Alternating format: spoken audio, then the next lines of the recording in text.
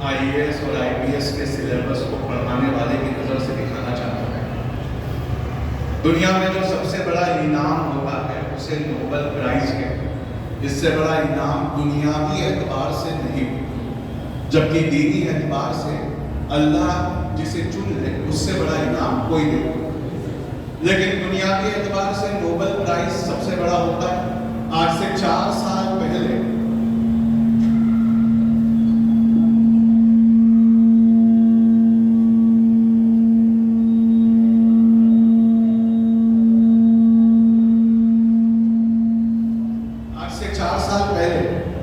Japan کے ایک scientist کو، ان کا نام تھا یوشیورا نوباراتری، انہیں اس بات پر نوبل پرائز دیا گیا کہ انہوں نے ایک چیز کی کھوج کی جسے رہتی دنیا تک مٹایا نہیں جا سکتا۔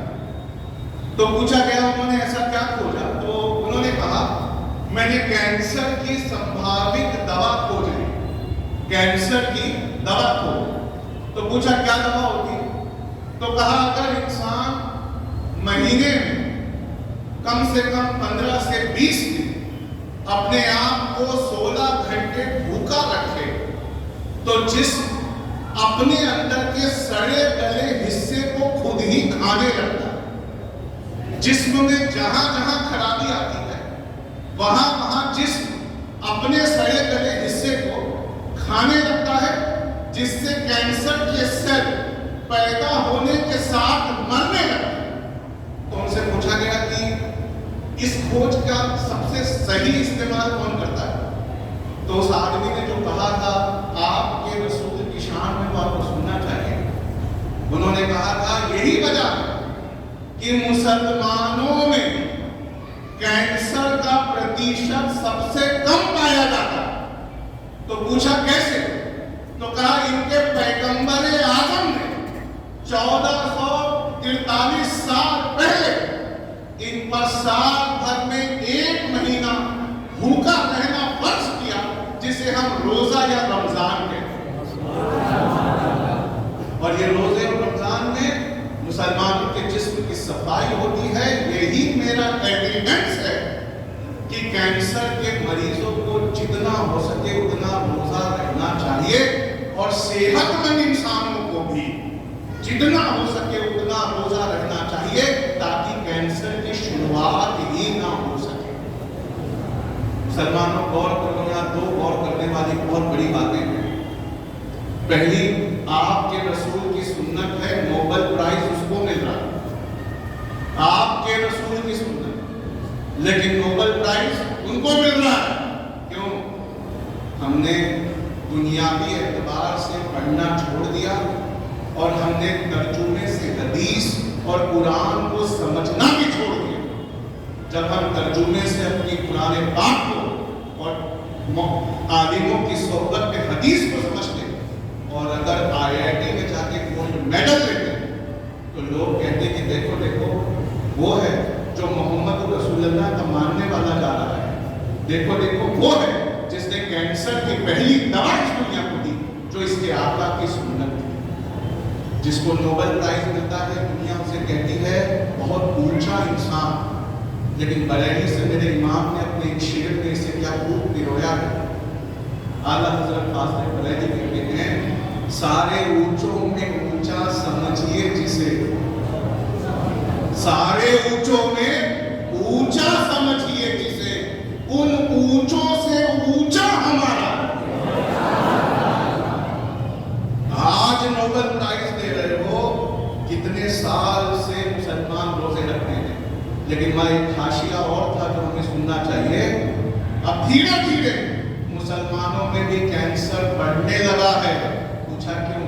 تو وہ سائنٹسٹ لکھتا ہے کیونکہ ان کی نوجوانوں نے روزہ رکھنا چھوڑ دیا ہے۔ اللہ کے رسول آنے والے زمانے تک، قیامت تک اللہ کی عطا سے ہمیں علم غیب دے گئے، بس یہ ہے کہ ہم اس کو پڑھنے والی آنکھیں نہیں رکھتے۔ اللہ کے رسول فرماتے ہیں صلی اللہ علیہ وسلم، قرب قیامت میں بخاری کا باب، بخاری میں قرب قیامت کا باب ہے کہ جب ننگے پیر بھیڑ چرانے والے नंगे पैर भेड़ चराने वाले अरब के बदामी एक दूसरे से इमारत बनाने में कंपटीशन करने लगे, तब तक कयामत नहीं आएगी। आज आप अरब के ममालिक को उठाकर देखिए, दुनिया की सबसे ऊंची इमारतें वही है। एक का नाम तो आप भी जानते होंगे, बुर्ज अल खलीफा। उससे बड़ी एक इमारत जो है रियाद में बनने जा रही है। और आप कुर्बान जाइए अपनी आका की फरासत पर, वो इतने 1400 साल पहले देख रहे थे कि एक वक्त ऐसा आएगा जब अरब के लोग अपनी अमीरी दिखाने के लिए एक दूसरे से इमारत को ऊंचा करने का कंपटीशन करेंगे। अल्लाह के रसूल फरमाते हैं सल्लल्लाहु अलैहि वसल्लम, कयामत तब तक नहीं आएगी जब तक उहद से ऊंची ऊंची इमारतों से मक्का न भर जाए। आज आप जाकर देखिए, अगर ये इल्मे गैब नहीं है तो क्या है, काबे के पास एक बहुत बड़ा क्लॉक टावर बनाया गया, और वो क्लॉक टावर आपने देखा होगा, उसकी ऊंचाई इतनी है कि उहद की पहाड़ियां उससे कम नजर आती हैं। और अल्लाह के रसूल फरमाते हैं सल्लल्लाहु अलैहि वसल्लम, मेरे काबे के पास एक ऐसी इमारत होगी जिसका साया काबे पर पड़ता है। आज वो इमारत है क्लॉक टावर जिसका साया काबे पर पड़ता है। इन्हीं इल्मे गैब की बातों से जिनको डर लगता था, उन्होंने इस बात को मशहूर करवा दिया कि आका को इल्मे गैब ही नहीं। लेकिन आका को ऐसा इल्मे गैब है कि एक हिंदू ने इंडियन एक्सप्रेस नाम के अखबार में लिखा है जो पढ़ने लायक है।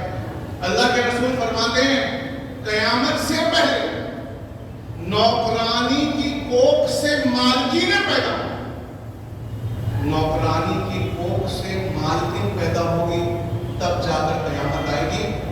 आज सारी दुनिया इस निजाम को सरोगेसी कहती है। आपने ये सुना होगा, जहां लोग अपना बच्चा निकाल कर, क्योंकि उनकी कोख कमजोर है, वो अपनी नौकरानी की कोख में पैसों के एवज दे देते हैं। कुर्बान जाइए 1400 साल पहले कोई था जो वहां से ये सब दिन एक साथ देख रहा था और किताबों में हमें बता कर गया।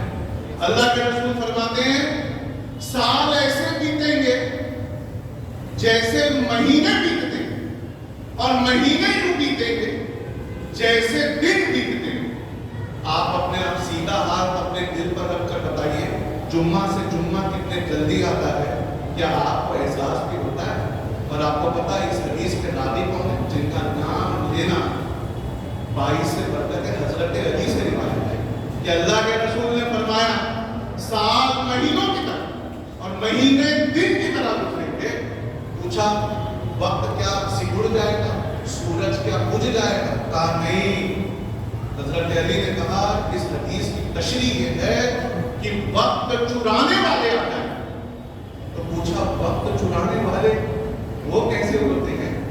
तो हजरत अली ने फरमाया, ये जो ऐसी चीजों में लोग मुब्तला होंगे कि कहाँ उनका वक्त जा रहा है, उन्हें एहसास भी नहीं होगा।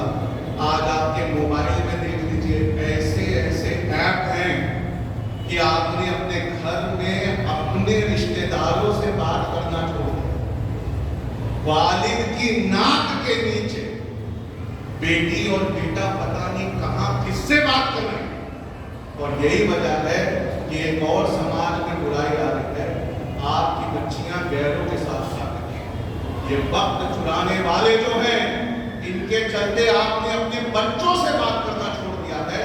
और इसकी एक मिसाल ये है साहब, इसकी एक मिसाल ये है कि आपका बच्चा जब रो रहा है तो उसको चुप कराने के लिए भी उसके हाथ में मोबाइल लाते हैं। अल्लाह के रसूल फरमाते हैं, कयामत से पहले बाजार खानों से भरे हों, बाजार खानों से भरे हों, लेकिन उन खानों में बरकत नहीं होगी, उन खानों में बरकत नहीं होगी। आप चल के किसी भी बाजार को देखिए, चिप्स से लेकर कोल्ड ड्रिंक से लेकर तरह तरह की चीजें एक पर एक फ्री की है, क्योंकि उस दुकानदार को अपना स्टॉक भी क्लियर करना है। लेकिन किसी डॉक्टर से पूछ के देखिए, क्या ये खाना अच्छा है? वो कहेगा, खबरदार मत खाना, ये खाना बरकत से खाली है। यही बात 1445 साल पहले कौन बताएगा? हमारे आका बता गए सल्लल्लाहु अलैहि वसल्लम बता गए।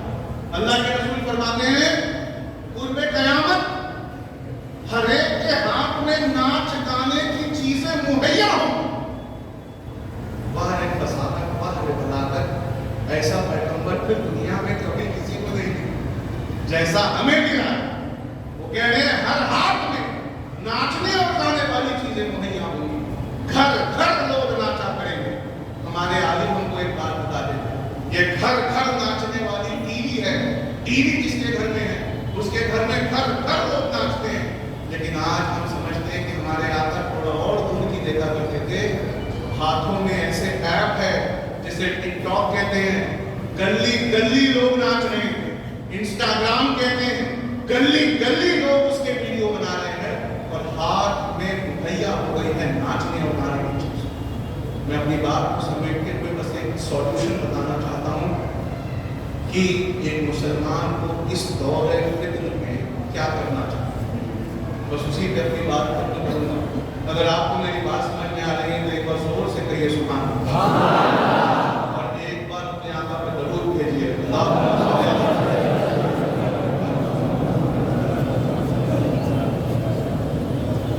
इमाम साहब की इजाजत से बस एक सॉल्यूशन देना चाहता हूँ, सुन लीजिए। हर इंसान को इमाम ग़ज़ाली कहते हैं अल्लाह ने दो चीजें दी, एक बादशाह दिया एक वजीर। इमाम ग़ज़ाली कहते हैं बादशाह उसका दिल और वजीर उसका दिमाग। इमाम ग़ज़ाली कहते हैं बादशाह जिसका जिंदा है वो सिरातल मुस्तकीम पे रहता है, दिमाग जिसका जिंदा है यानी वजीर जिसका जिंदा है वो दुनिया में इज्जत पाने वाले ओहदों पर बैठता है। मुसलमानों, हमारा बादशाह धीरे धीरे मर रहा है क्योंकि हम उसे कुरान की कलमात से, उसके तर्जुमे से, उसके तफसीर से जिंदा नहीं रखते। और ये जो बादशाह हमारा दिल हमारे अंदर धड़क रहा है इसकी जिंदगी कुरान और हदीस से आती है। और ये वजीर जिसे दिमाग कहा है इमाम ग़ज़ाली और वो हमारे सर के अंदर है, उसकी जिंदगी दुनियावी तालीम से आती है। आपको दोनों जिंदा रखना है। आपको मदरसों में जाकर इमाम की सोहबत में बैठकर, हो सके तो अपने वालिद की सोहबत में बैठकर रोज कम से कम एक रुकू कुरान इस तरह तर्जुमे और तफसीर से पढ़ना है कि आपका बादशाह धीरे धीरे जिंदा होने लगे जैसे वो रमजान में जिंदा हो जाता है। और उसी वक्त इन कॉन्वेंट स्कूलों, इन यूनिवर्सिटियों में, इन आईआईटीओं पंचगाना नमाज पढ़ते हुए आपको ऊंचे से ऊंचा कोर्स करना है ताकि आपका वजीर भी जिंदा रह सके। जिस कौम का बादशाह यानी दिल और जिस कौम का वजीर यानी दिमाग, जिसका बादशाह और वजीर यानी दिल और दिमाग दोनों जिंदा होता है, उस कौम को कोई लूट कर नहीं ले जा सकता, उसके घरों को कोई नहीं जला सकता। इसीलिए आज के इस दिन मैं आपसे आखिरी गुजारिश करता हूँ, मदरसों में भी पढ़िए, मस्जिदों में भी पढ़िए, घर को भी इबादत का बनाइए, लेकिन अपने बच्चों को स्कूल भी भेजिए ताकि वो पढ़ लिख कर जब गुजरे तो लोग कहें देखो देखो वो मोहम्मद रसूलुल्लाह का पढ़ा लिखा मानने वाला जा रहा है। इसी बात पे अपनी बात खत्म करता हूँ। अस्सलाम।